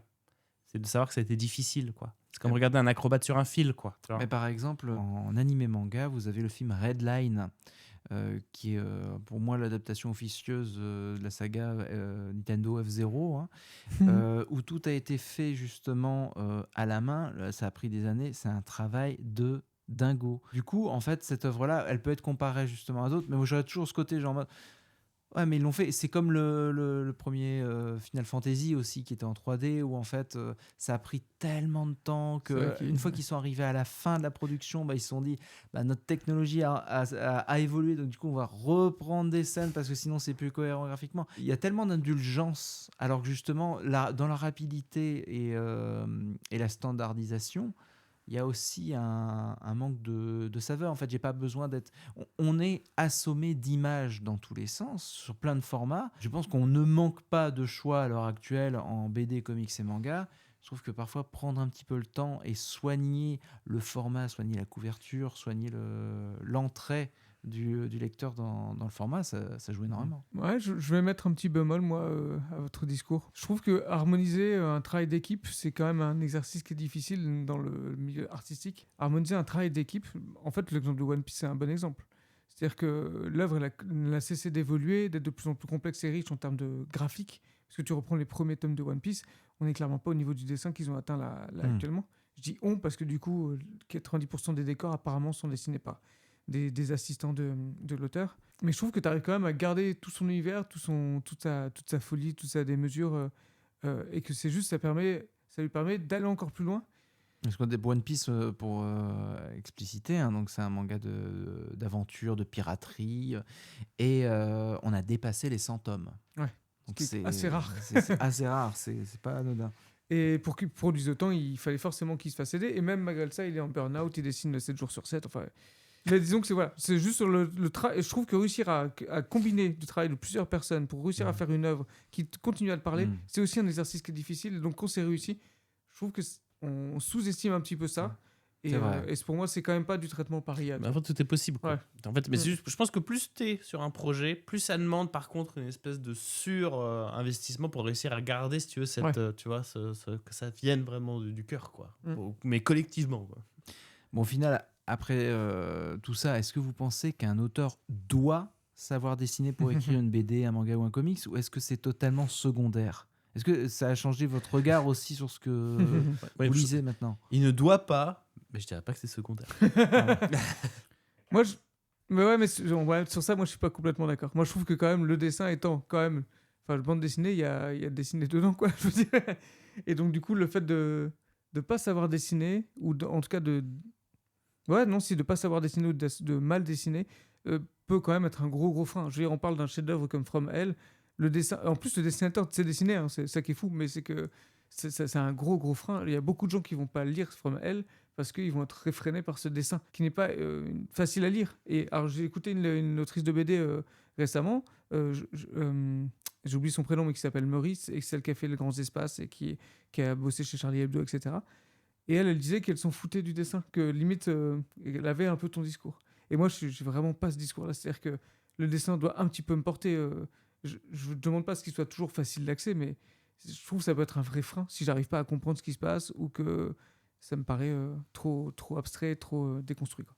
Eh ben, en tout cas, que l'auteur soit un couteau suisse ou qu'il bosse en duo, une chose est sûre, tant que l'histoire et le dessin nous transportent, on est preneur. J'ai l'impression que... Oui. On peut un peu conclure là-dessus. Seul le résultat compte, hein, j'imagine. Exactement. Bah écoutez, je vous propose d'enchaîner avec notre tour de table des dernières lectures, histoire de voir ce qu'on a lu récemment. Eh bien moi, figure-toi que, à contrario de From Hell, je me suis relu La jeunesse de Picsou de Don Rosa. Oh, je t'aime, Rémi, je t'aime.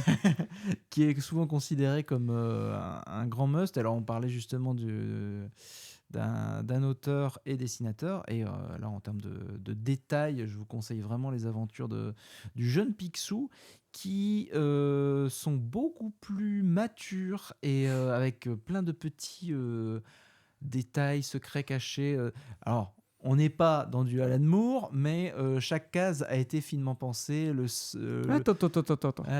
Non, on n'est pas dans du Alan Moore parce qu'on n'est pas aussi dark, mais c'est documenté à fond. C'est ça. C'est un historien aussi. Exactement. Oui, c'est-à-dire qu'en fait, il récupère justement les récits éparses de Picsou, qui a été développé à la fois aux États-Unis et en Italie, donc il y a toute une mythologie.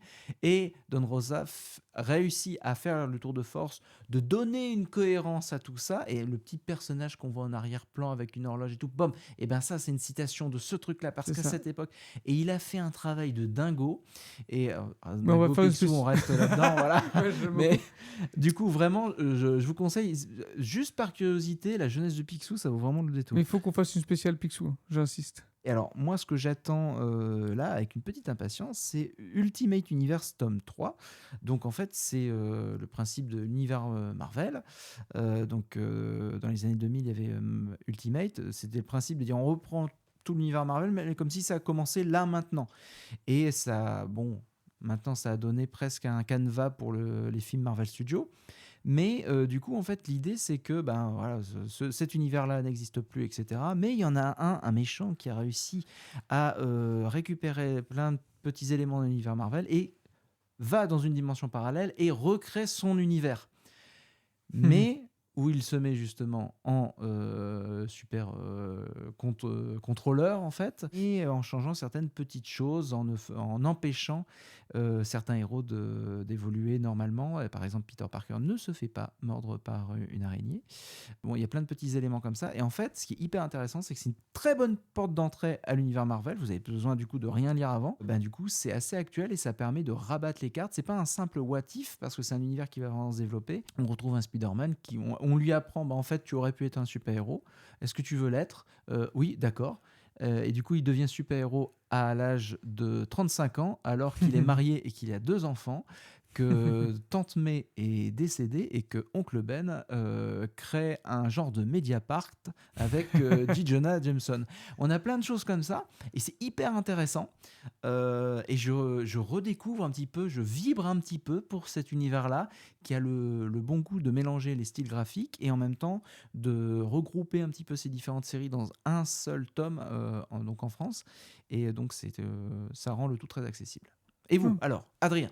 Dernière lecture, c'est un zoo en hiver de Taniguchi, pour rester un petit peu en lecture. Et je vais encore rester dans la même lecture, parce que je viens enfin d'acquérir Fille perdue d'Alan Moore et de Melissa Gibi, sa femme, que je n'ai jamais lu encore. C'est une des dernières œuvres. C'est lui le livre érotique ou Tout à fait. C'est lui, ok. Même pornographique. Ok. Et je rigole comme un bossu, putain. J'ai dit le mot pornographique. il est tard, pardonnez-moi. Voilà, c'est une des dernières grosses œuvres, en tout cas d'Alan Moore, qui me manque. Donc voilà, je suis assez impatient de la lire. Moi, je vous conseille de lire Minuit passé de Gaël Guenillet. C'est ta dernière lecture ? C'est ma dernière lecture. Je le cherchais tout à l'heure, c'est pour ça que je ne t'ai pas répondu tout de suite. Ça fait partie de ces livres où tu ouvres, parce que la couverture est magnifique, et tu te demandes si à l'intérieur c'est à la hauteur. Fun fact, ça l'est. C'est un récit qui se passe entièrement dans un vieux manoir dans lequel un jeune homme vient repasser du temps avec son fils. Et c'est un manoir dans lequel il a vécu quand il était plus jeune. Et ce manoir semble être hanté, mais hanté par quoi ?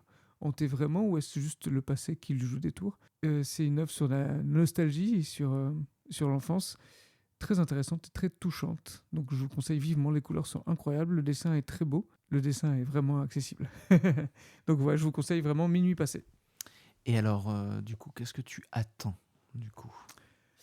En fait, là, j'ai récemment récupéré la dernière BD, justement, de la dessinatrice dont on parlait tout à l'heure, Nuria Tamari, qui s'appelle Toubab. Et donc, c'est pas sa dernière œuvre, mais c'est une plus récente que Géante.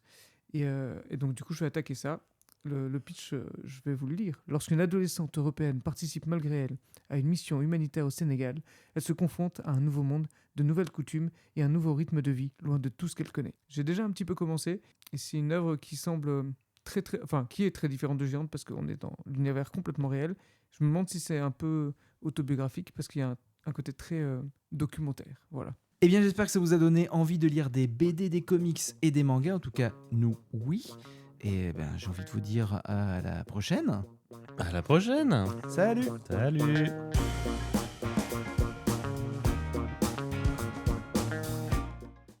Allez, on y va. C'est parti.